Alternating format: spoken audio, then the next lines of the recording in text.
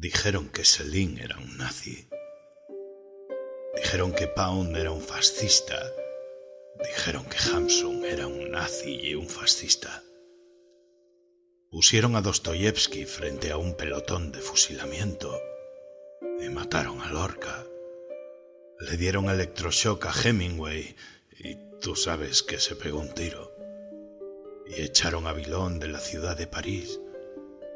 Y a Mayakovsky, desilusionado con el régimen. Y luego en una pelea de enamorados, bueno, también se pegó un tiro. Chatterton se tomó veneno de ratas y funcionó. Y algunos dicen que Malcolm Lowry se murió ahogado en su propio vómito, borracho. Crane se tiró a las hélices del barco o a los tiburones. El sol de Harry Crosby era negro. Berryman prefirió el puente. Plath no encendió el horno. Seneca se cortó las muñecas en la bañera. Es la mejor manera en agua tibia. Thomas y Behan se emborracharon hasta morir. Y hay muchos más. Y tú quieres ser un escritor. Es esa clase de guerra. La creación mata. Muchos se vuelven locos. Algunos pierden el rumbo y no lo pueden hacer nunca más. Algunos pocos llegan a viejos. Algunos pocos hacen dinero. Algunos se mueren de hambre, como Vallejo. En esa clase de guerra bajas por todas partes. Está bien. Adelante. Hazlo. Pero cuando te ataquen por el lado que no ves, no me vengas con remordimientos. Ahora me voy a fumar un cigarrillo en la bañera. Y luego me voy a ir a dormir.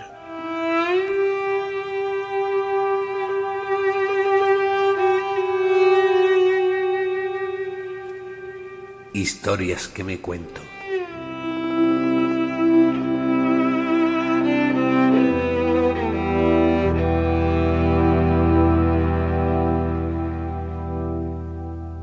Me puse a escribir. Escribí una historia sobre mí mismo, porque si no escribo sobre mí, nadie lo hará. Escribí sobre la ciudad, porque si no escribo sobre la ciudad, nadie lo hará. Escribí sobre todo el mundo, porque si no escribo sobre todo el mundo, nadie lo hará. Escribí de una manera honesta y sencilla, porque me había dado cuenta de que la vida es complicada y de que las personas tienden a hablar demasiado.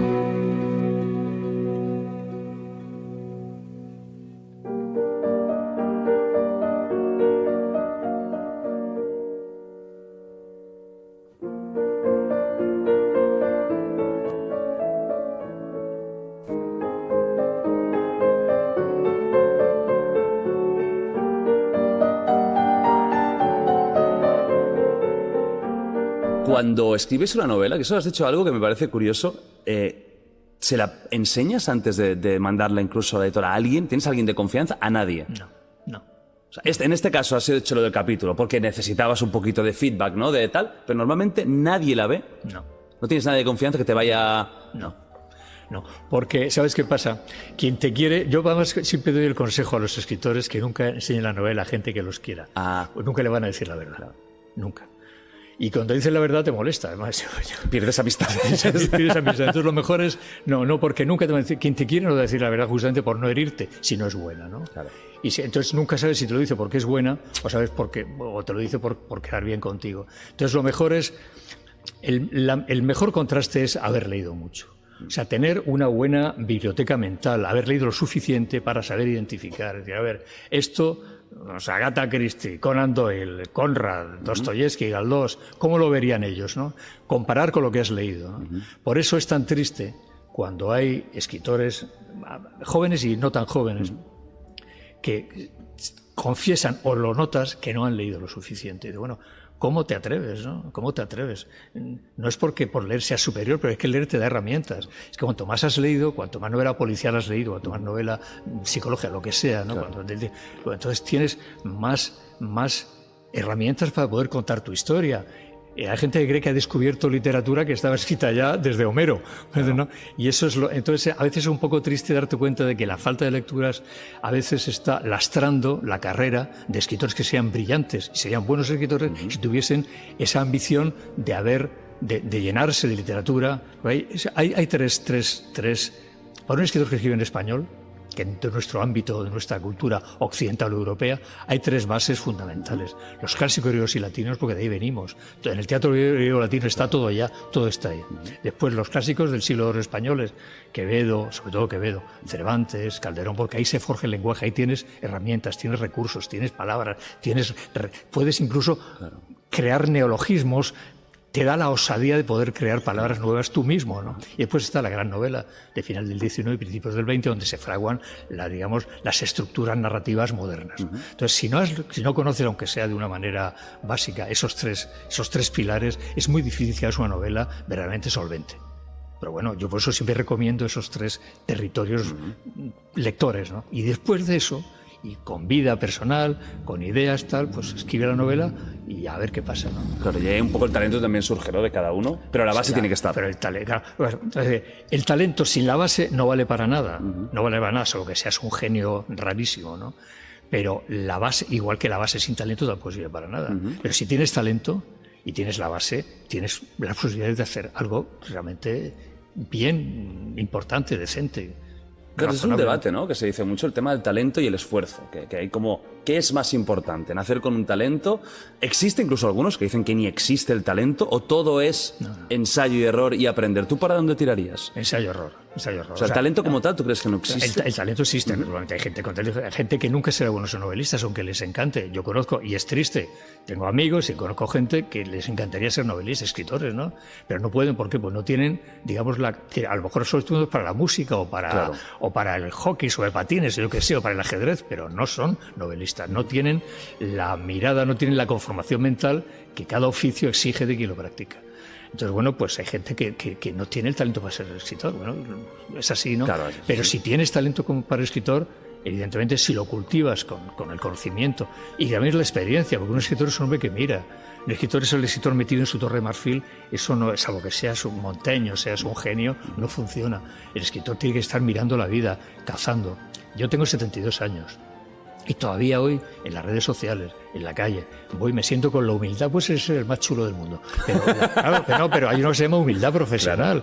Claro. Así aprendes, ¿no? Entonces, claro, te sientas, miras, anotas, quieres aprender de los demás, de lo que dicen, de lo que no dicen, interpretar. Eso es lo que hace la mirada de un escritor. Entonces, un escritor es su mirada. Si no tienes mirada propia, si no tienes una mirada forjada por tus lecturas, tu imaginación y tu vida, no vales para nada como escritor. Eres un fraude, eres un plagio. A lo mejor tienes suerte y pronto hay un día que vea un pelotazo, pero esa persona no se va a sostener nunca como escritor en su vida.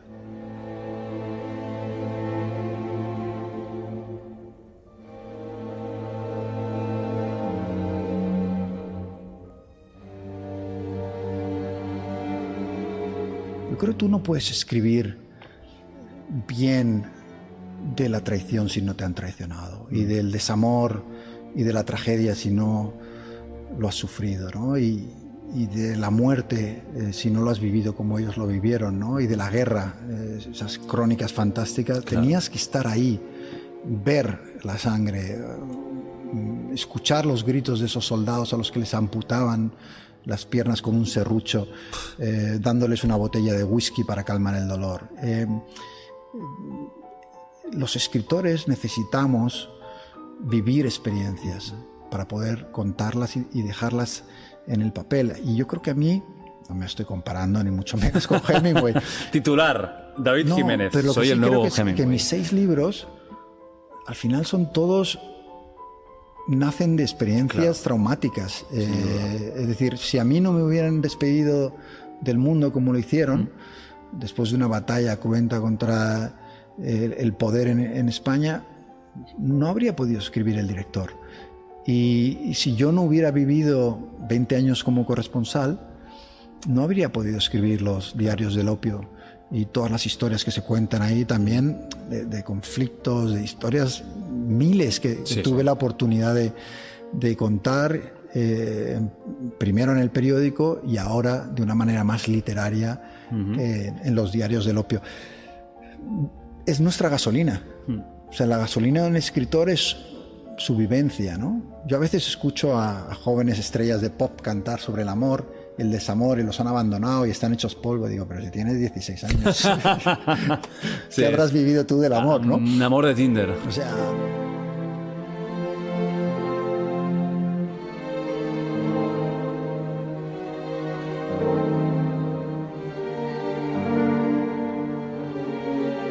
El íntimo menosprecio que siento por mí mismo alimenta mi autocrítica.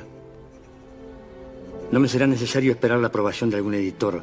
Si esto que hoy comienzo resulta una basura o es solo mediocre, o no tiene la calidad que espero encontrar al leer obras ajenas y que siempre ha sido escasa, este manuscrito entonces nunca conocerá la elegancia del Garamond o la vulgaridad de cualquier otra tipografía.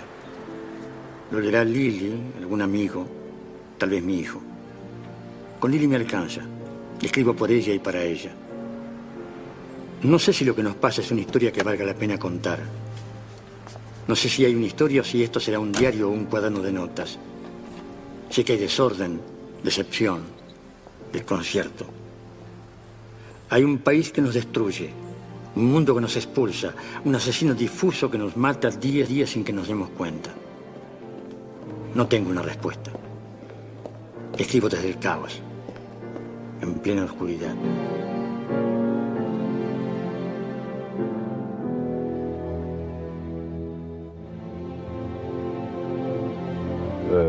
Yo sé muy bien que un escritor no llega nunca a escribir lo que él quisiera escribir y que cada libro nuevo, un libro más es en cierta medida un libro menos en ese camino para irte acercando al libro final y absoluto que nunca escribes, porque te mueres antes, ¿no?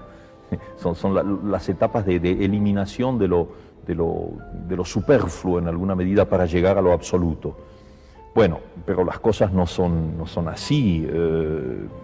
Lo que yo tenía era una autocrítica bastante grande y me había fijado una especie de nivel, no por relación a modelos exteriores, aunque naturalmente tenía mis grandes admiraciones. Borges, por ejemplo, en ese momento, nuestro maestro en esa generación. No, pero esos eran modelos un poco platónicos. Así es que personalmente yo tenía mi camino, sentía lo que tenía que decir. El nivel me lo fijaba yo mismo. Y entonces no estaba dispuesto a publicar cuentos que tenían fallas de estilo, cuentos que eran flojos en definitiva, y no los publiqué. Lo curioso es que teniendo esa preocupación por, lógicamente, alcanzar un idioma mejor, andando el tiempo, lo que demostró Julio Cortázar fue precisamente una afición por todo lo contrario, es decir, un deseo de rebeldía, de subvertir un poco ese lenguaje, digamos que hasta de degradarlo de su esteticismo para llegar a una forma coloquial, más directa y un poco desmitificadora, ¿no? Un extrañamiento de la palabra demasiado seria, demasiado solemne, demasiado rimbombante. Bueno, pero mira, eso es porque mi noción de estilo no coincide con la noción de estilo tal como se define en un diccionario y tal como se comenta interminablemente en las academias de este planeta. Es un error suponer que todas las palabras del diccionario pueden usarse. Hay muchas que no pueden usarse. Por ejemplo, en el diccionario usted ve la palabra, usted ve como sinónimas la palabra azulado, azulino, azuloso y creo que azulenco también. La verdad es que no son sinónimas. La palabra azulado puede usarse, es una palabra común, digamos, que el lector acepta. Como si yo pongo azuloso o si pongo azulino, no. Es una palabra que mira en dirección contraria, como dice Stevenson. Es decir, que realmente la única palabra que puede usarse es azulado, porque es una palabra común que se desliza con las otras. Y las otras serían artificiales. ¿Sabes? Yo pongo azulino, por ejemplo, es una palabra decorativa. Es como si yo pusiera de pronto una mancha azul en la página. De modo que yo creo que esto no es una palabra lícita. Es un error escribir con el diccionario. Uno debe escribir, yo creo, con el idioma de la conversación, con el idioma de la intimidad. Pero eso se llega con el tiempo, con la decantación. Sí, porque es muy difícil que un joven escritor se resigne a escribir con palabras comunes. ¿A quién hay que escribir? ¿Cómo hay que escribir? Yo tengo mucho miedo, siempre lo he tenido, y creo hasta ahora haber evitado ese escollo, esa autocensura que consiste en pensar en el lector mientras está escribiendo. Yo creo que un escritor, un creador de ficciones, que piense en un lector determinado mientras escribe, está perdido como creador. Potencialmente el lector existe, es ese hermano al que yo aludía que está esperando del otro lado del puente. Pero está del otro lado del puente. En el momento de la creación, el creador está solo.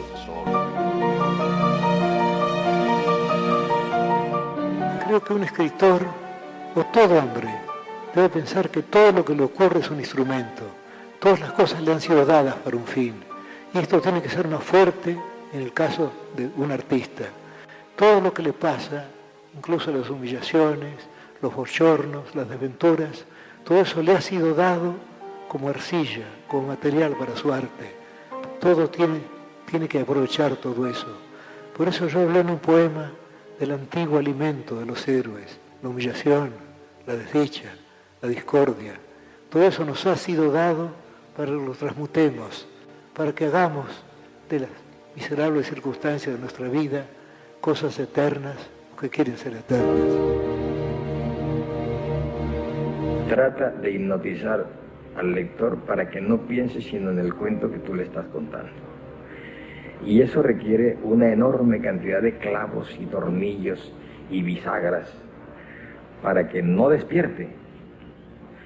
Eso es lo que llamamos la carpintería, es decir, es la técnica de contar, la técnica de escribir o la técnica de hacer una película. Una cosa es la inspiración, otra cosa es el argumento, pero cómo contar ese argumento y convertirlo en una verdad literaria que realmente atrape al lector, eso sin la carpintería no se puede. Cuando uno atrapa a un lector, logra comunicarle un ritmo respiratorio que no se puede romper, porque si se rompe despierta. Y entonces cuando uno ya logra ese ritmo en la escritura, de pronto encuentra que hay una frase coja, habla en términos de ritmo, entonces yo llego a poner un adjetivo, dos adjetivos, cualquier cosa, de tal manera que no rompa ese ritmo. Y son adjetivos que no tienen por qué estar ahí, pero están para que no despierte.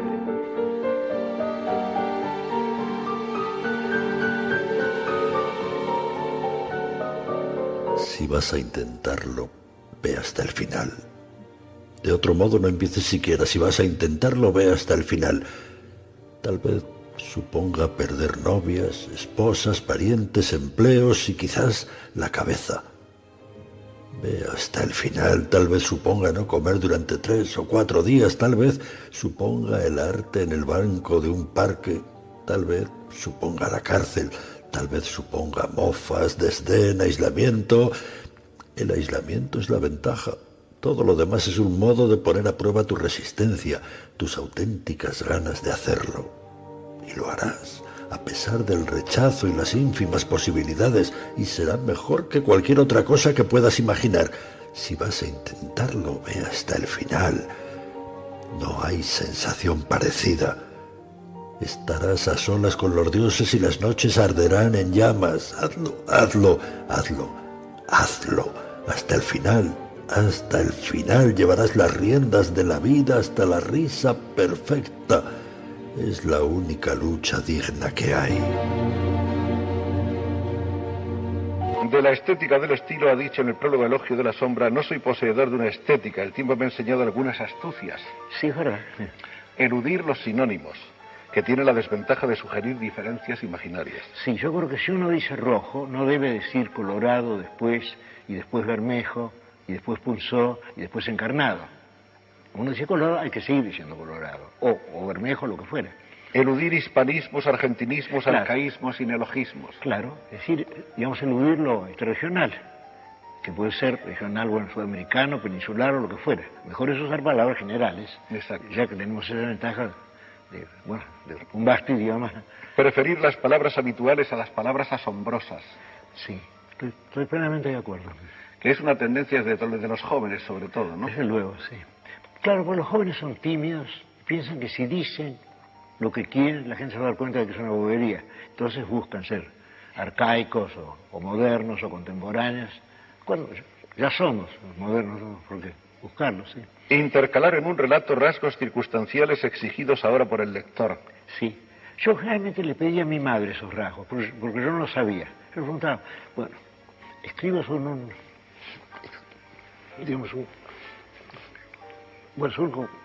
conventillo, una casa de inquilinato. Sí. ¿Qué flores puede haber? Mi madre me decía, en un conventillo puede haber tal flor o tal otra. Yo buscaba la palabra más conveniente. Pero yo no sé qué flores hay en los conventillos. No sé botánica y no soy observador tampoco. ¿Sí? Simular pequeñas incertidumbres, ya que si la realidad es precisa, la memoria no lo es. Sí, yo creo que eso le da fuerza a algo, ¿no? El hecho de no recordar muy bien algo quiere decir que algo ha existido y que ha sido recordado y olvidado. Es una pequeña astucia. Y todos estos mandamientos de su estética usted los resume en dos, que son que las normas anteriores no son obligatorias. Claro. Y que el tiempo se encargará de abolirlas.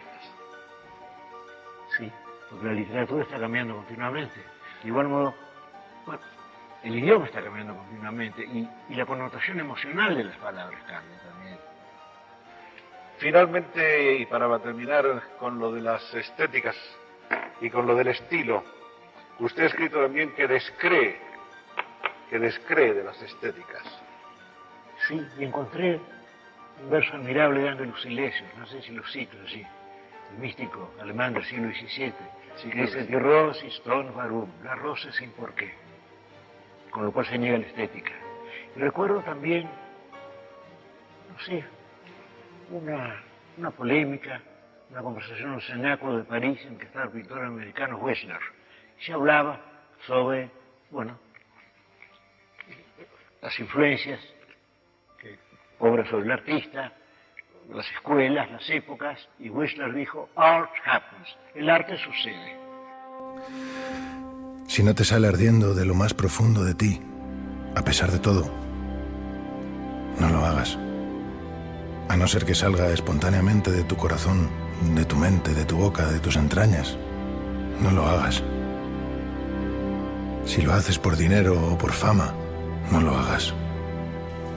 Si lo haces para llevarte mujeres a la cama, no lo hagas. Si te cansa solo pensar en hacerlo, no lo hagas. Si estás intentando escribir como cualquier otro, olvídalo. Si tienes que esperar a que salga rugiendo de ti, espera pacientemente. Pero si nunca llega a rugir, haz otra cosa. Si primero tienes que leerlo a tu esposa o a tu novia o a tu novio o a tus padres o a cualquiera, no estás preparado. No seas pesado y aburrido y pretencioso, no te consumas en el amor propio. No lo hagas. A no ser que salga de tu alma como un cohete, no lo hagas. A no ser que el sol que hay dentro de ti esté quemando tus tripas, no lo hagas. Cuando sea verdaderamente el momento, si has sido elegido, sucederá por sí solo y seguirá sucediendo hasta que mueras o hasta que muera en ti. No hay otro camino y nunca lo hubo.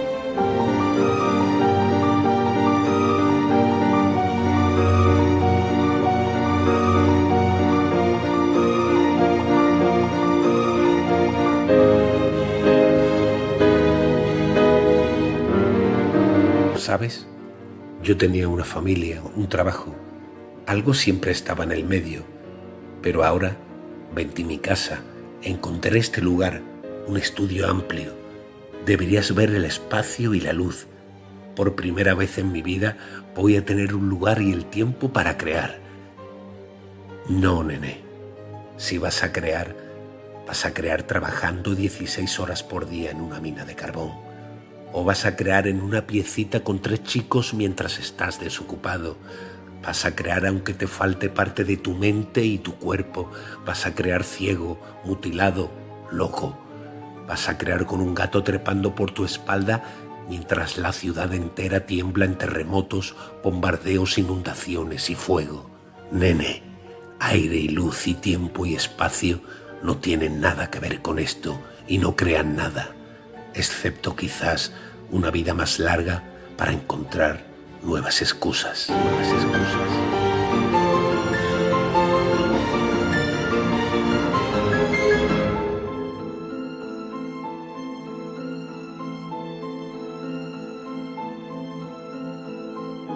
Primero la grafía, tras la grafía otra y da lugar a la sílaba, tras la sílaba otra y da lugar a la palabra, tras la palabra otra y otra más y da lugar a la oración, y tras la oración otra y otra más y otra hasta formar un párrafo, y tras el párrafo otro y otro más hasta dar lugar a una narración, una novela.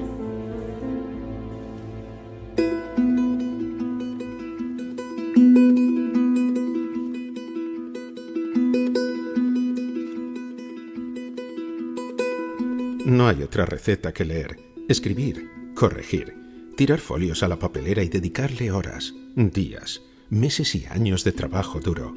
Lo que distingue a un novelista es una mirada propia hacia el mundo y algo que contar sobre ello.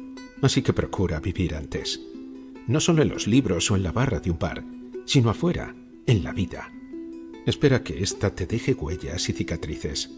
A conocer las pasiones que mueven a los seres humanos, los salvan o los pierden. Escribe cuando tengas algo que contar.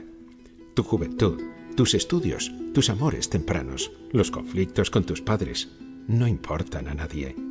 Todos pasamos por ello alguna vez. Sabemos de qué va. Practica con eso, pero déjalo ahí. No seas ingenuo, pretencioso o imbécil. Jamás escribas para otros escritores, ni sobre la imposibilidad de escribir una novela. Tampoco para los críticos de los suplementos literarios, ni para los amigos. Hazlo solo si crees poder escribir el libro que a ti te gustaría leer y que nadie escribió nunca. Confía en tu talento, si lo tienes. Si dudas, empieza por reescribir los libros que amas, pero no imitando ni plagiando, sino a la luz de tu propia vida. Enriquécelos con tu mirada original y única, si la tienes. En cualquier caso, no te enfades con quienes no aprecian tu trabajo. Tal vez tus textos sean mediocres o poco originales. Esas también son las reglas. Decía Robert Louis Stevenson que hay una plaga de escritores prescindibles, empeñados en publicar cosas que no interesan a nadie, y encima pretenden que la gente los lea y pague por ello.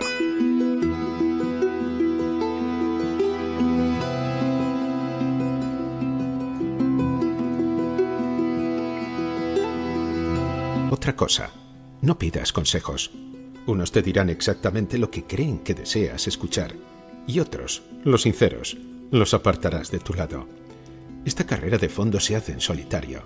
Si a ciertas alturas no eres capaz de juzgar tú mismo, mal camino llevas. A ese punto solo llegarás de una forma, leyendo mucho, intensamente. No cualquier cosa, sino todo lo que necesitas. Toma lápiz para tomar notas, estudiando trucos narrativos. Y cuando estás, que ya es un día, ¿no? Un día que esto no consigo cuadrar del todo, diablos, no me tal, hoy no estoy, no consigo expresar. Pues dices, a ver, maestros, ¿qué hago? Estoy aquí, cojo algo así, digo, a ver, Joseph Conrad, tal, del otro, tal, Kerouac, o quien sea, o Fante, o Bukowski, o su puta madre, yo qué sé, quien sea, ¿no? Tal. A ver, y no falla, siempre, aquí está, este párrafo, esta entrada, este ambiente, este diálogo, esta palabra, y de pronto lo ves, no lo copies, sino que te vas, entonces dice ya, entonces con tu propia, eso dispara en ti el mecanismo de creación que necesitas. Y eso es lo que un escritor debe tener presente, que uno aprende con todos. Y sobre todo, si este tío o esta tía tienen éxito, ¿por qué lo tienen? A ver, si Mann, si Stendhal, si Balzac, Aldós lo tenían, ¿por qué? Entonces te lo estudias, te lo lees estudiándolo, con lápiz para tomar notas. A ver, y les buscas los mecanismos, les buscas los trucos, les buscas el estilo, les buscas las maneras, les buscas. Y después, con ese máster de tu biblioteca, te vas a tu propio texto y lo desarrollas.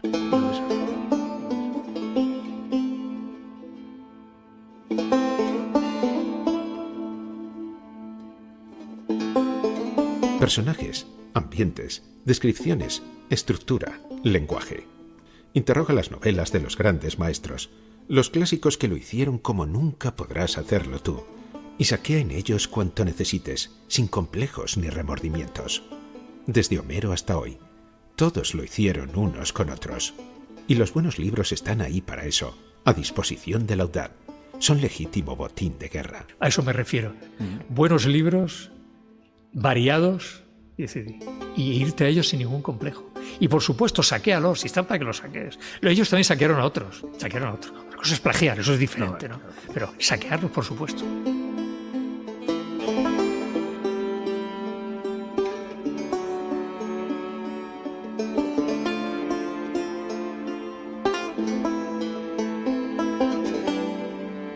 Y recuerda un principio básico.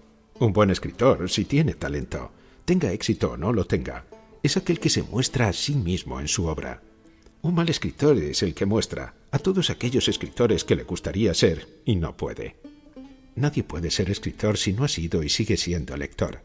El día que dejes de serlo, incluso aunque te halles en la cima del éxito, estarás muerto o empezarás a morir como escritor, aunque tú mismo no lo sepas. Leer te mantiene afiladas las herramientas, lúcida la mirada, fértil la mente. Es un requisito imprescindible. Un escritor necesita a sus maestros, autores y obras que ningún joven que pretenda escribir novelas, por supuesto, tiene excusa para ignorar. Ten presente, si es tu caso, un par de cosas fundamentales. Una, que en la antigüedad clásica casi todo estaba escrito ya.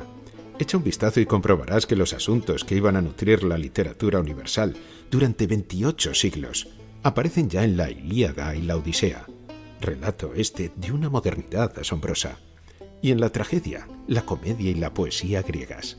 De ese modo, quizá te sorprenda averiguar que el primer relato policíaco, con un investigador, el astuto Ulises, buscando huellas en la arena, figura en el primer acto de la tragedia Áyax de Sófocles. Un detalle importante, escribes en español. Quienes lo hacen en otras lenguas son muy respetables, por supuesto, pero cada uno tendrá en la suya, supongo, quien le escriba cartas como esta. Yo me refiero a ti y a nuestro común idioma castellano, que tiene, por cierto, la ventaja de contar hoy, entre España y América, con 500 millones de lectores potenciales. Pero atención, esta lengua castellana o española y los conceptos que expresa forman parte de un complejo entramado que, en términos generales y con la puesta al día pertinente, podríamos seguir llamando cultura occidental, un mundo que el mestizaje global de hoy no anula, sino que transforma y enriquece. Tú procedes de él, es el territorio común, y eso te exige manejar con soltura la parte profesional del oficio, las herramientas específicas, forjadas por el tiempo y el uso, para moverte en ese territorio.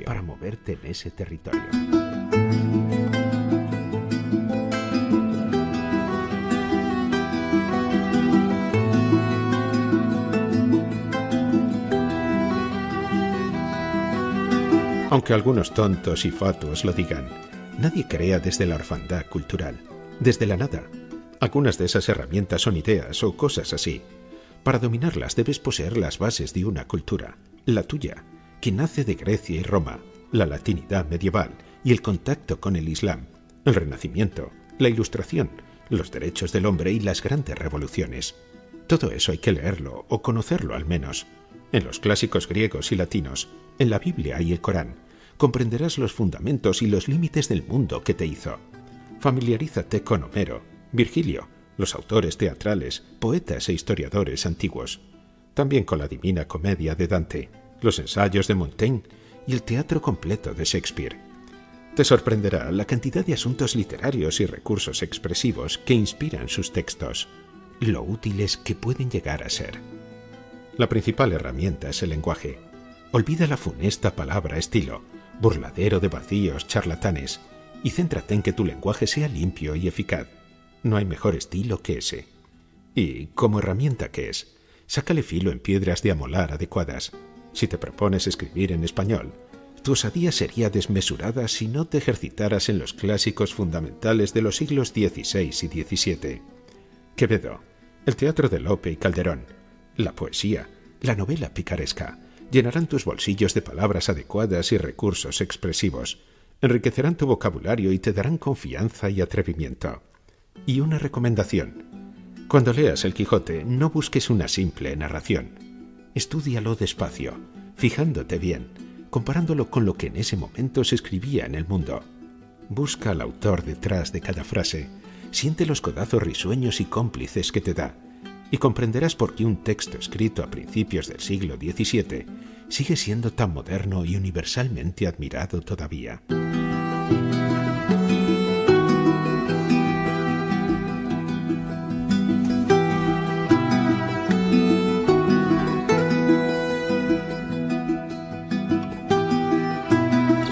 Termina de filtrar ese lenguaje con la limpieza de Moratín, el arrebato de Espronceda, la melancólica sobriedad de Machado, el coraje de Miguel Hernández, la perfección de Pablo Neruda.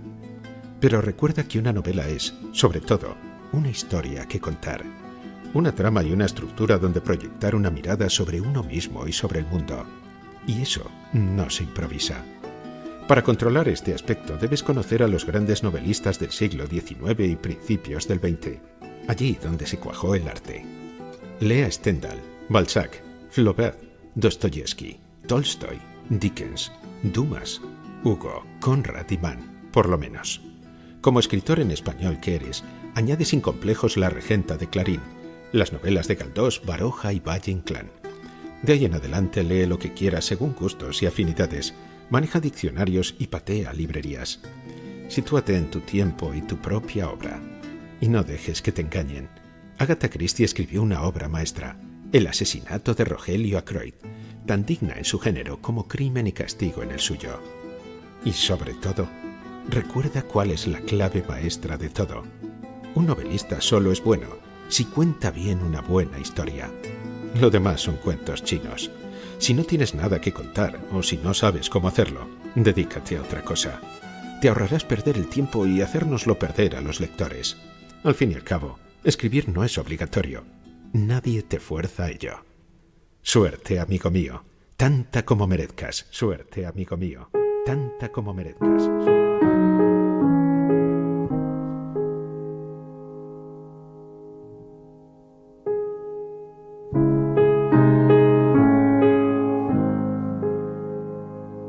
La vieja biblioteca pública de Los Ángeles ha sido destruida por las llamas.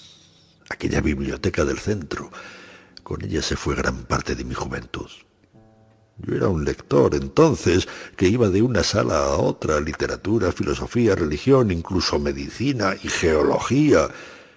Muy pronto decidí ser escritor. Pensaba que sería la salida más fácil. Y los grandes novelistas no me parecían demasiado difíciles. Tenía más problemas con Hegel y con Kant. Lo que me fastidiaba de todos ellos es que les llevara tanto lograr decir algo lúcido y o interesante. Yo creía que en eso lo sobrepasaba a todos entonces. Descubrí dos cosas. A, que la mayoría de los editores creía que todo lo que era aburrido era profundo. B, que yo pasaría décadas enteras viviendo y escribiendo antes de poder plasmar una frase que se aproximara un poco a lo que quería decir. Entretanto, mientras otros iban a la caza de damas, yo iba a la caza de viejos libros. Era un bibliófilo, aunque desencantado, y eso y el mundo configuraron mi carácter. Vivía en una cabaña de contrachapado detrás de una pensión de $3.50 a la semana, sintiéndome un Chatterton metido dentro de una especie de Thomas Wolfe. Mi principal problema eran los sellos, los sobres, el papel y el vino, mientras el mundo estaba al borde de la Segunda Guerra Mundial. Todavía no me había atrapado lo femenino. Era virgen y escribía entre 3 y 5 relatos por semana y todos me los devolvían rechazados por el New Yorker, el Harper's, el Atlantic Monthly. Había leído que Ford Madox Ford solía empapelar el cuarto de baño con las notas que recibía rechazando sus obras. Pero yo no tenía cuarto de baño, así que las amontonaba en un cajón y cuando estaba tan lleno que apenas podía abrirlo, sacaba todas las notas de rechazo y las tiraba junto con los relatos. La vieja biblioteca pública de Los Ángeles seguía siendo mi hogar y el hogar de muchos otros vagabundos.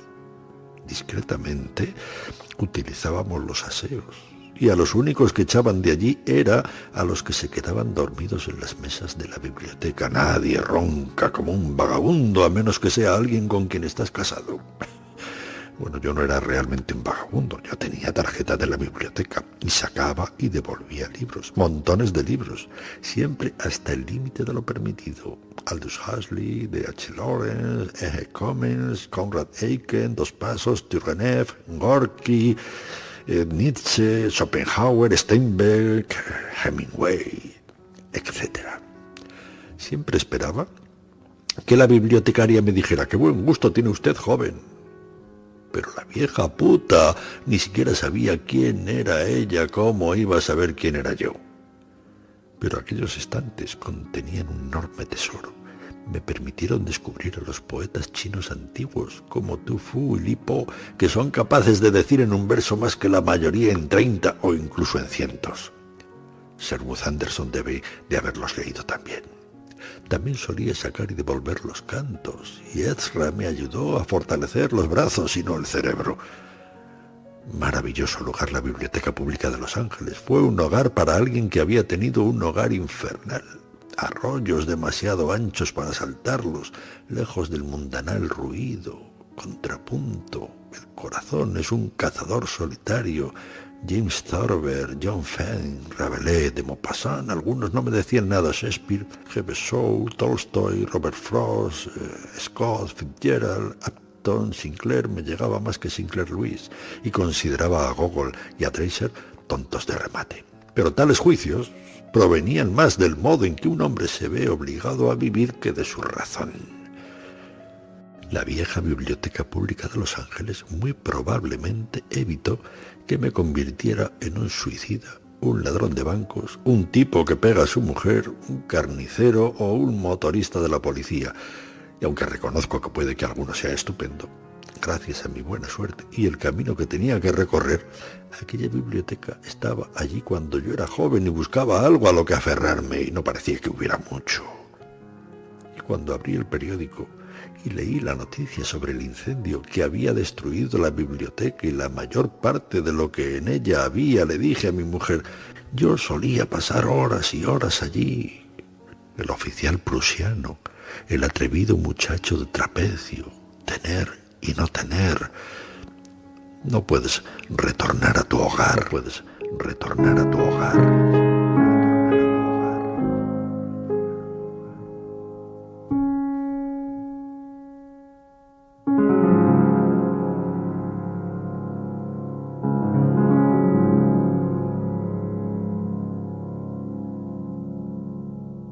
Suerte, amigo mío, tanta como merezcas. Nada es importante. Lo peor que le puede pasar a un escritor es creer que lo que hace o ha hecho es importante y que debe seguir produciendo obras que estén a la misma altura. Hay que tener siempre presente que lo que nos mueve es el placer. Lo que hacemos es o será banal o trivial. No hay que... Tomarse en serio. Tomarse en serio uno mismo.